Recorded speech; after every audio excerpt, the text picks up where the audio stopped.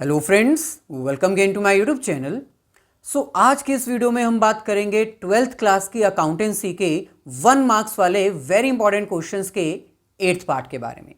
इससे पहले 7 पार्ट्स यानी 7 वीडियोस हम ऑलरेडी अपलोड कर चुके हैं। अगर वो वीडियोस आपने नहीं देखी तो उन सभी वीडियोस का लिंक डिस्क्रिप्शन में गिवन है, आप जाकर देख सकते हैं। लेक्चर स्टार्ट करने से पहले हम आपको बता दें कि ये 1 मार्क्स वाले जितने भी इंपॉर्टेंट क्वेश्चंस की लिस्ट है वो हम ओसवाल के सैंपल पेपर में से लेकर आए हैं। ओसवाल का सैंपल पेपर मैं आपको भी रिकमेंड करता हूं कि आप भी इस सैंपल पेपर को परचेज करके इसमें से जितना ज़्यादा हो सके प्रैक्टिस ज़रूर करिए। ओसवाल का सैंपल पेपर मैं एक बार आपको दिखा देता हूं। ये मेरे पास है वो ओसवाल का सैंपल पेपर जहां से मैं मैक्सिमम क्वेश्चंस आपके लिए लेकर आता हूं।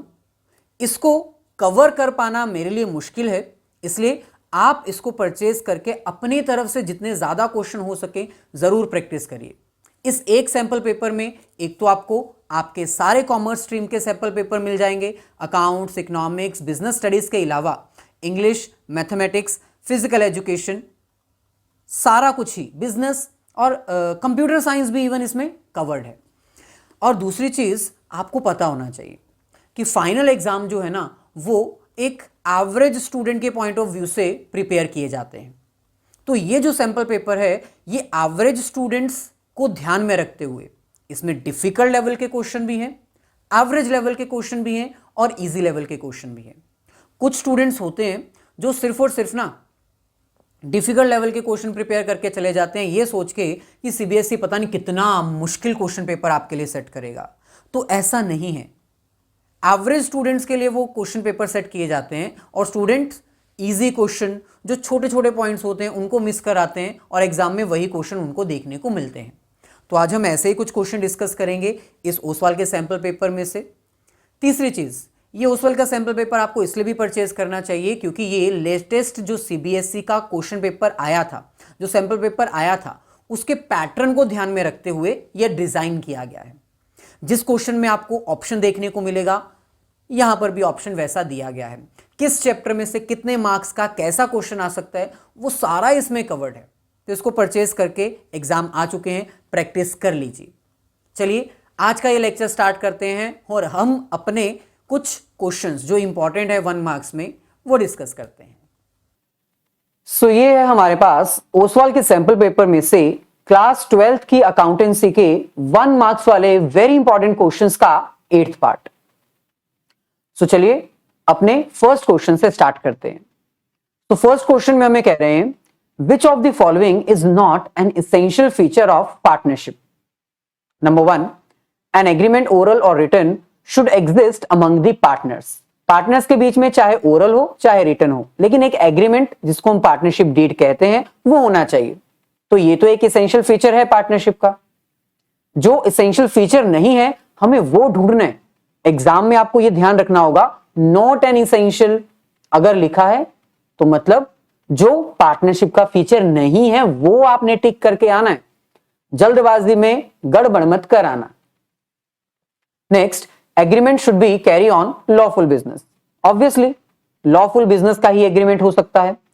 All the partners should contribute capital in the firm. जितने भी पार्टनर्स आएंगे बिजनेस में वो कैपिटल जरूर लेकर आएंगे। तो ये इसेंशियल फीचर नहीं है क्योंकि कुछ पार्टनर नॉमिनल पार्टनर भी होते हैं, स्लीपिंग पार्टनर भी होते हैं। तो हर कोई कैपिटल लेकर आएगा ऐसा कंपल्सरी नहीं है। आगे बढ़ते हैं। नेक्स्ट हमारे पास है 12th क्वेश्चन। क्वेश्चन में हमें कह रहे हैं S tree limited had forfeited 5000 equity shares of ₹10 each that were issued at a premium of 5 per share for the non-payment of first and final call of 4 per share। पहले हम यहां पर थोड़ा सा रफ वर्क कर लेते हैं। 5000 shares हैं, 10 रुपीज का each plus 5 rupees premium. Share forfeit क्यों किए गए हैं? क्योंकि पर्सन ने जिसके पास शेयर्स थे उसने फर्स्ट एंड फाइनल कॉल जो कि 4 रुपए की थी वो नहीं दी। मतलब 10 रुपीज में से वो 6 रुपीज हमें दे चुका है और 4 रुपीज उसने हमें नहीं दिए हैं। यहां पर प्रीमियम की बात नहीं की गई है तो प्रीमियम को हम ये मान के चलेंगे कि वो हमें एक तरह से मिल चुका है। आगे हमें कह रहे हैं the forfeited shares were reissued for 8 per share as fully paid up. इन सारे शेयर्स को हमने रीइश्यू कर दिया। शेयर थे कितने के? वैसे तो 10 रुपए के थे, लेकिन हमने इसको रीइश्यू किया 8 रुपीज में, और 2 रुपीज का क्या हमने दे दिया, एक तरह से discount. The amount that will be transfer to capital reserve will be, capital reserve में कितनी अमाउंट ट्रांसफर की जाएगी? बहुत ही सिंपल है। सबसे पहले हमें यह पता लगाना होगा कि हमने कितनी अमाउंट फॉरफिट की है, और आपको पता होना चाहिए जितने पैसे हमें मिल चुके हैं उसी को हम फॉरफिट अमाउंट कहते हैं। तो 5000 शेयर्स है, 6 रुपीज हमें मिल चुके हैं आउट ऑफ 10, और 4 जो नहीं मिले हैं। तो जो मिल चुके हैं वो फॉरफिट अमाउंट होती है। तो इसका मतलब 30,000 हम फॉरफिट कर चुके हैं। अब यही फॉरफिटेड शेयर्स हमने री इश्यू किए 8 रुपए के हिसाब से, 2 रुपए हमें डिस्काउंट देना पड़ा, तो 5000 शेयर्स पर हमें 2 रुपीज का डिस्काउंट देना पड़ा, मतलब 10,000 हमें लॉस हुआ, और ये लॉस हम अपने इस फॉरफिट में से रिकवर कर लेंगे। सो 30,000 हमें ऑलरेडी मिल चुका है, 10,000 हमें री इश्यू करने पे लॉस हुआ जो कि हमने फॉरफिट अमाउंट में से यूज कर लिया, तो बचा हुआ 20,000 हम ट्रांसफर कर सकते हैं किसमें? कैपिटल रिजर्व में। तो इसका करेक्ट आंसर आएगा ऑप्शन बी। यही क्वेश्चन आपको एग्जाम में देखने को मिल सकता है, हो सकता है थोड़ा सा चेंज कर दिया जाए, हो सकता है कि वहां पर री इश्यू के शेयर्स 4,000, 3,000 या 1,000 कर दिए जाएं। तो जब शेयर्स कम री इश्यू किए जाते हैं as compare to forfeited share, उस केस में आपको प्रोपोर्शनेट का रूल जरूर अप्लाई करना होता है। सो यहां पर तो सारे के सारे शेयर्स जो फॉरफिट किए थे वो री इश्यू हो गए, इसलिए ज्यादा हमें कैलकुलेशन करने की जरूरत नहीं पड़ी। नेक्स्ट हमारे पास है 13th question. According to table F of the schedule I, interest on call in advance may be paid at a rate not exceeding dash per annum. ये कह रहे हैं कि शेड्यूल 1 में टेबल एफ के अकॉर्डिंग अगर हमें कॉल इन एडवांस रिसीव होती है तो एक कंपनी को उस कॉल के ऊपर कितना, मैक्सिमम कितना इंटरेस्ट देना होता है। तो इसका आंसर है 12%, ऑप्शन बी। ऐसे ही अगर आपको कॉल इन एरियर के बारे में पूछते तो कॉल इन एरियर का मैक्सिमम रेट होता है 10%, यानी अगर किसी शेयर होल्डर ने आपकी अमाउंट पे नहीं की है तो आप उससे 10% तक मैक्सिमम चार्ज कर सकते हो फॉर कॉल इन एरियर। आगे बढ़ते हैं। नेक्स्ट हमारे पास है 14th क्वेश्चन। क्वेश्चन में हमें कह रहे हैं रमेश एंड सुरेश पार्टनर्स हैं, 2:1 में वो शेयर कर रहे हैं। रमेश की कैपिटल जो है वो 1,02,000 है, जबकि सुरेश की कैपिटल 73,000 है। उन्होंने महेश को एडमिट किया as a new partner for 1/5 share in the future profit. Mahesh 14,000 goodwill लेकर आया, मतलब महेश अपना शेयर 14,000 का गुडविल का लेकर आया, और ये 14,000 हमें किसको देना होता है? सेक्रीफाइसिंग पार्टनर्स को। तो यहां पर ऑब्वियसली सेक्रीफाइसिंग पार्टनर कौन होंगे? रमेश एंड सुरेश, क्योंकि महेश की एडमिशन में इन्हीं को सेक्रीफाइस करना था। He agrees to contribute capital in the new profit sharing ratio. अच्छा, तो ये कैपिटल एडजस्टमेंट वाला क्वेश्चन है, इसमें न्यू पार्टनर कितनी कैपिटल लेकर आ रहा है वो हमें नहीं दिया हुआ। तो सिंपल है, अगर आपने मेरे प्रीवियस लेक्चर्स देखे हैं तो आपको याद होगा इस तरह के क्वेश्चन सॉल्व करने के लिए हमें सबसे पहले पार्टनर्स की एडजस्टेड कैपिटल फाइंड आउट करनी होती है। सो रमेश की कैपिटल जो हमें दी हुई है वो है 1,02,000, ये एडजस्टेड कैपिटल नहीं है। ऐसे ही जो नेक्स्ट पार्टनर है दैट इज सुरेश, उसकी कैपिटल हमारे पास है 73,000। अब एडजस्टेड कैपिटल कैसे फाइंड आउट करेंगे? अगर कोई सरप्लस है, रिजर्व है जो पार्टनर को मिलना चाहिए था, वो हम इसमें ऐड कर देंगे। तो ऐसी तो सच कोई इंफॉर्मेशन हमें नहीं दी हुई, लेकिन हमें ये गुडविल जरूर दी हुई है जो आर और एस को 2:1 में दी जाएगी। तो आपको टाइम वेस्ट नहीं करना है, इसको 2:1 में डिवाइड करके सिंपली 14,000 टोटल में ऐड कर दो, ताकि आपको टोटल कैपिटल पता चल जाए रमेश और सुरेश की कितनी है। तो एडजस्टेड कैपिटल फाइंड आउट करने का फर्स्ट स्टेप क्या होता है? आपको कैपिटल ऐड करनी होती है, ओल्ड पार्टनर्स की एडजस्टेड कैपिटल। तो ये एडजस्टेड कैपिटल आ गई, कैसे आई? 14,000 आर और एस को मिलना था ना, तो हमने ऐसे ही ऐड कर दिया बिना डिवाइड किए। इसको प्लस करेंगे तो हमारे पास आंसर आएगा 1,89,000। 1,89,000 को हम मल्टीप्लाई करेंगे रिमेनिंग शेयर के रेसिप्रोकल से। तो स्टेप नंबर 2 क्या है? स्टेप नंबर 1 तो ये हो गया, हमें total adjusted capital find out करनी थी ओल्ड पार्टनर्स की, जो कि 1,89,000 आई है। स्टेप नंबर 2 क्या है? हमें आइडेंटिफाई करना है कि रिमेनिंग शेयर कितना रह जाएगा। तो टोटल फर्म का शेयर आपको पता है हमेशा 1 होता है। न्यू पार्टनर 1/5 शेयर एक्वायर करना चाहता है, तो इसको सॉल्व करेंगे तो ये हमारे पास आएगा 4/5। तो ये 4/5 क्या है?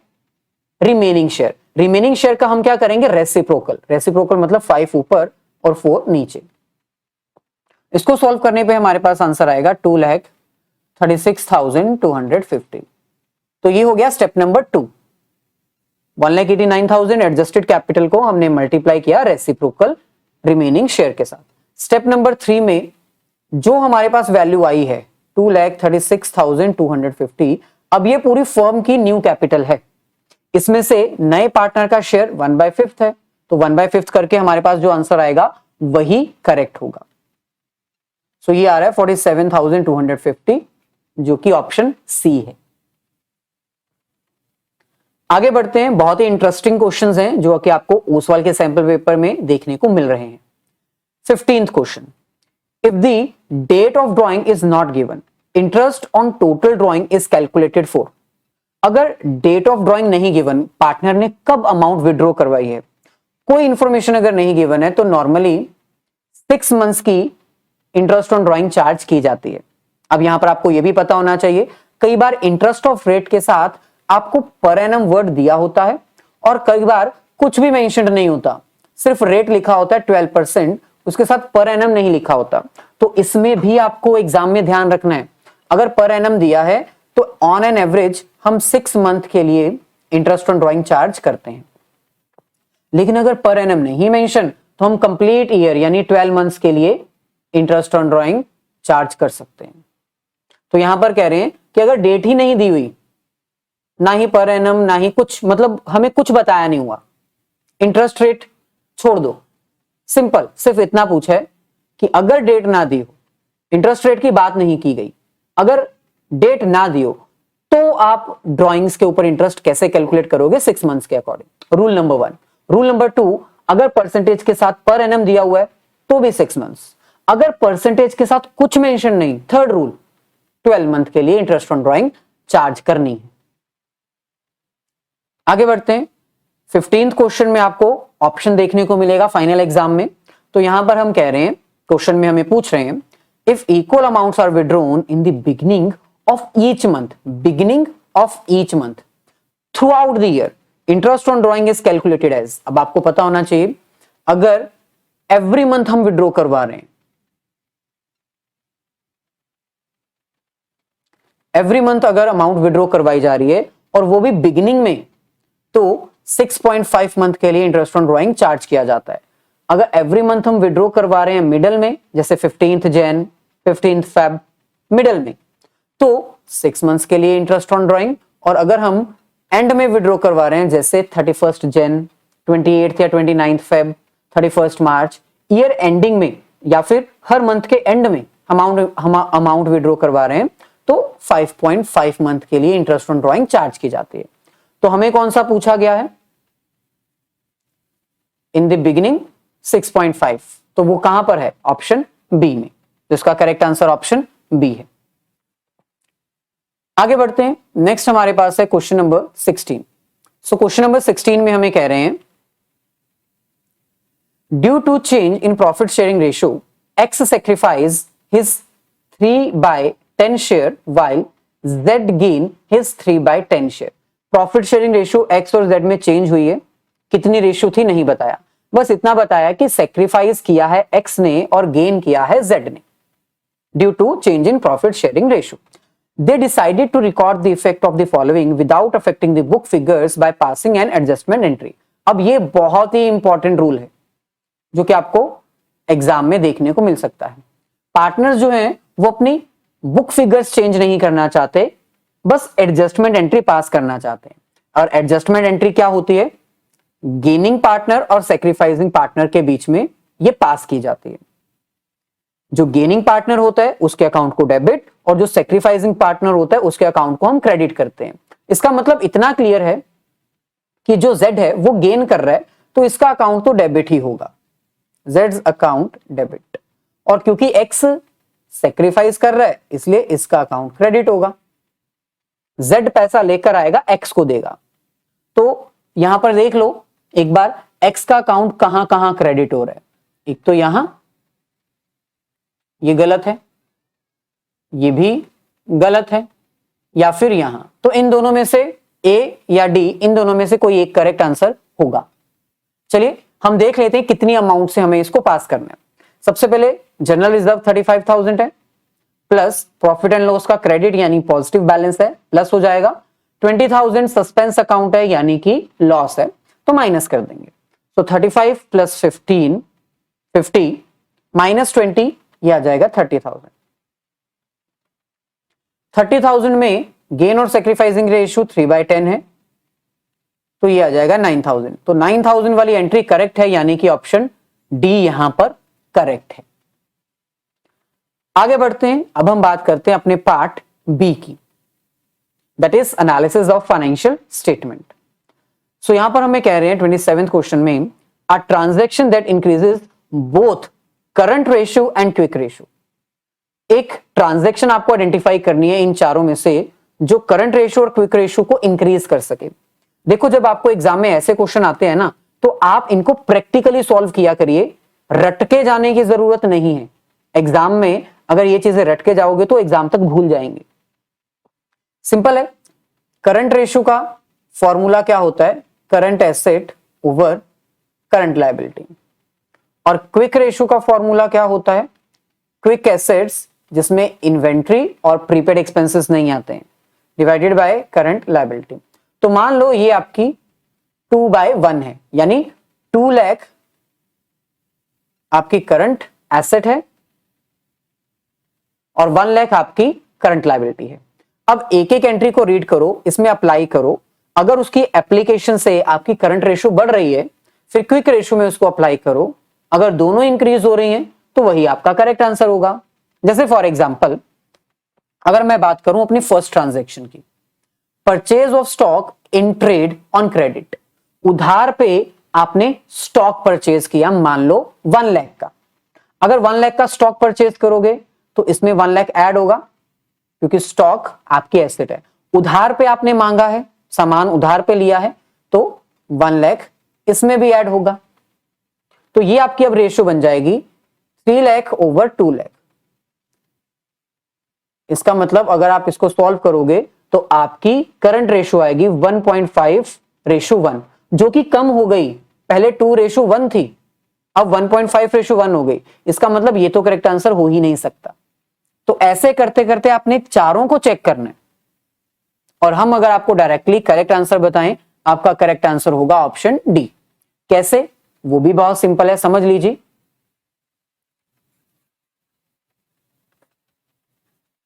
देखिए अब इस क्वेश्चन में हमें कह रहे हैं sale of non current asset for cash. आपने कैश लेके नॉन करंट एसेट बेच दी।